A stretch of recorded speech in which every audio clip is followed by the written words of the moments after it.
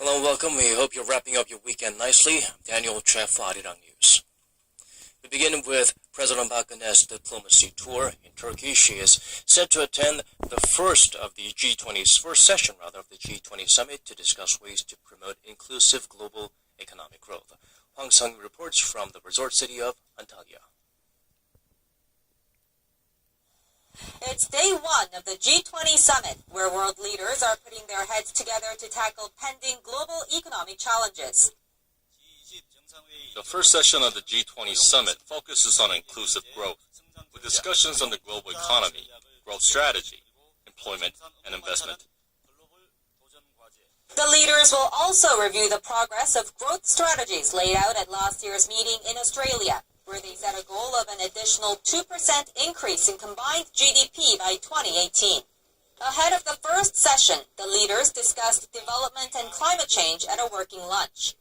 There, President Park urged the G20 members to work toward the successful adoption of a new international agreement on climate change. World leaders are scheduled to meet in Paris in 2 weeks for the UN Climate Change Conference. The G20 summit is one of the best-known annual international economic gatherings of leaders of advanced and emerging economies. But as this year's meeting is being held against the backdrop of the bloodiest attack on France since World War II, special attention will be paid to issues of security and the global battle against terrorism. And that's exactly what the world leaders plan to discuss at a working dinner on Sunday. There, President Park is expected to call on the G20 nations to join global efforts to counter terrorism. Hwang Sung-hee, Arirang News, Antalya. Turning to the latest following the horrific terror attacks on Paris that have shocked the world, the death toll has now climbed to 129, with some 350 wounded, at least 99 of whom are in critical condition. French investigators have identified one of the suspected attackers, and President François Hollande has declared 3 days of mourning as messages of condolence pour in from around the world. Lee Soo-eun has the updates. French news agency BFM TV reported Sunday that 3 rifles were found in an abandoned car in eastern Paris. Witnesses say they saw the same car being used by armed attackers in various locations around Paris. On Saturday, Paris prosecutor François Molin said the assaults were organized by 7 attackers who staged the assaults in 3 groups. All 7 are dead, and all were reportedly wearing suicide vests. However, the total number of attackers is still unclear. Molin identified only 2 of the suspected assailants, one of whom is a 29-year-old French national by the name Ismail Omar Mustafa. He was born in France on November 21, 1985. He caught the police's attention because of a violation of public power. Police also found a Syrian passport at the site of the Stade de France bombing, belonging to a Syrian national who was born in September 1990. CNN reported that a French senator confirmed that the passport belonged to a Syrian migrant who came to Europe in October. World leaders have condemned the Paris attacks. French President François Hollande called the attacks an act of war organized by the Islamic State group and declared 3 days of mourning. And in cities around, people have gathered in front of French embassies, public squares, and landmarks, lit in the colors of the French national flag to mourn the victims. We all feel very sad today about the events in Paris. We wanted to express solidarity to all the people. It hurt a lot. But here we are all together and we stay strong together and try to stay as close as we can to face this. That message has been echoed around the world as the world stands with Paris in the wake of this terrible tragedy. Lee Soo-eun, Arirang News.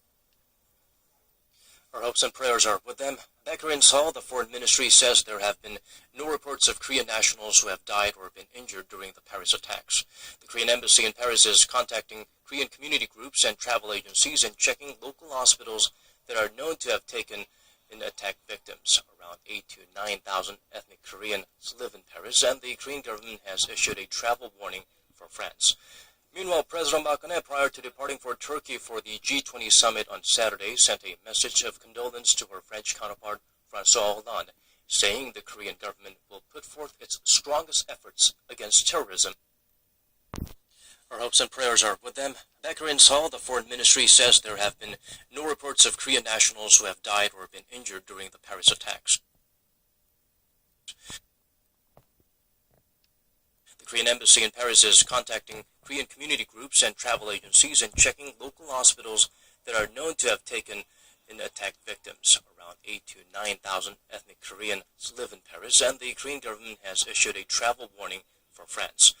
Meanwhile, President Macron, prior to departing for Turkey for the G20 summit on Saturday, sent a message of condolence to her French counterpart, François Hollande, saying the Korean government will put forth its strongest efforts against terrorism in partnership with the international community.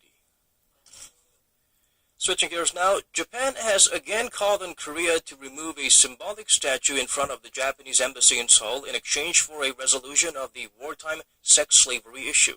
Japan's Kyodo News Agency reported Sunday that as part of the deal, Japan would reinstate the Asian Women's Fund set up in the 1990s and offer survivors roughly $100 each, but in the name of private individuals, not Japan. On Wednesday, Korea reportedly rejected Japan's request for the statue's removal, saying it is an installation by a private group. Japanese Prime Minister Shinzo Abe is believed to have made the same request during his summit with President Park Geun-hye earlier this month.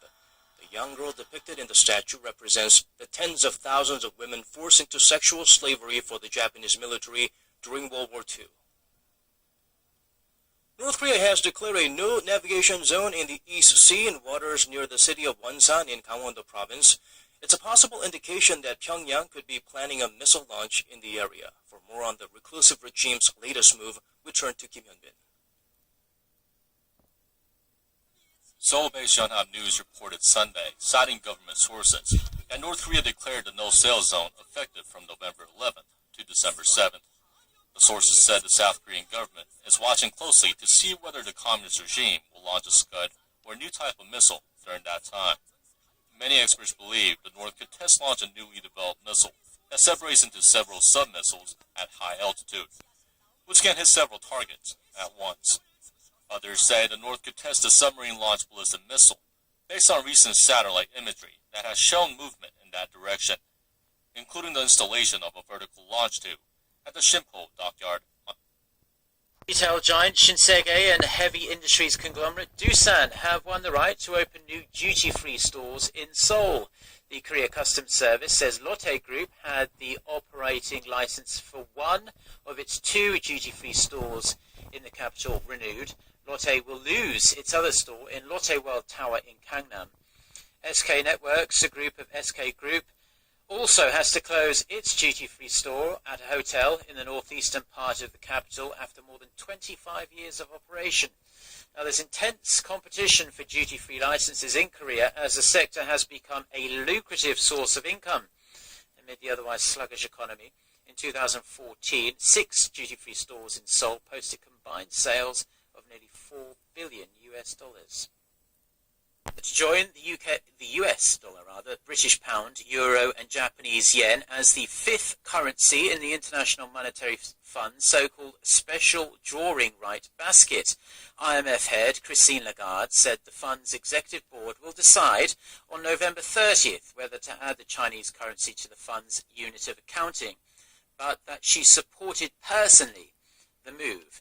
The yuan's inclusion could clear the way for central banks around the world to hold more of it in their reserves. Beijing has been pushing hard for the yuan to join the big league of global currencies, making it one of the highest priorities for its next 5-year plan, which starts on January 1st.